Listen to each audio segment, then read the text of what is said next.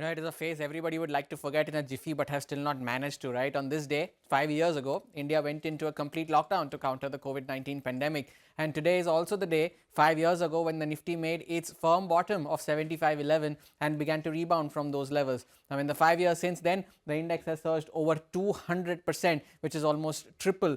But this is also the phase which is replete with multiple what ifs, and that comes for buying stocks back then. What if I had bought this share or that share back in the day? Now imagine the money that you would have made. Well, let us tell you how much you would have in case you did buy those shares 5 years ago. Adani Enterprises among the top gainers on the Nifty since then, up 1700%. BEL and Trent, the two new entrants to the Nifty, also up 1400% and 1100% respectively. Completing the list is stocks like Tata Motors and M&M, the two auto outperformers, and all of them had seen decline to levels which you may never see on these stocks again. BEL was at 18 bucks, Trent was at 365, Tata Motors at 63, eye-watering for sure. But it is not as if anything you bought would have given you returns. Although all 50 Nifty stocks are positive over this 5-year period, there are underperformers too. HUL is up only 10% over the last 5 years. Asian Paints is up 50, Nestle is up nearly 70.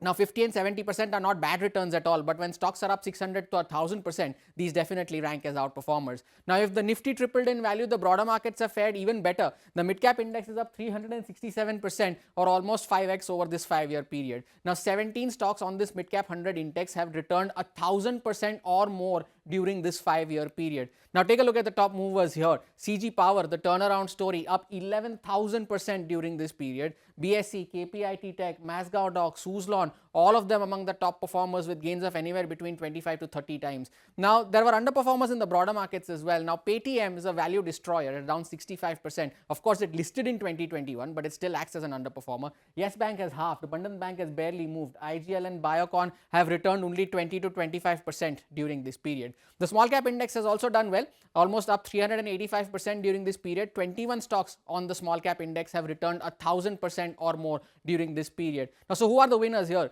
Railway stocks, Titagarh, Jupiter Wagons are in this list, along with names like HBL Engineering, Inox Wind, BLS International, all of them seeing gains of anywhere between 35 to 45 times. Now, big underperformers here, PVR Inox down over 30%, 5 years during this 5-year period. Z Entertainment hasn't moved much either, as RBL Bank. Bata too is an underperformer in this list. Now, that's the market that we have seen 5 years on. It has created many winners, and if you see the numbers over this horizon, the recent market correction just dwarfs in comparison.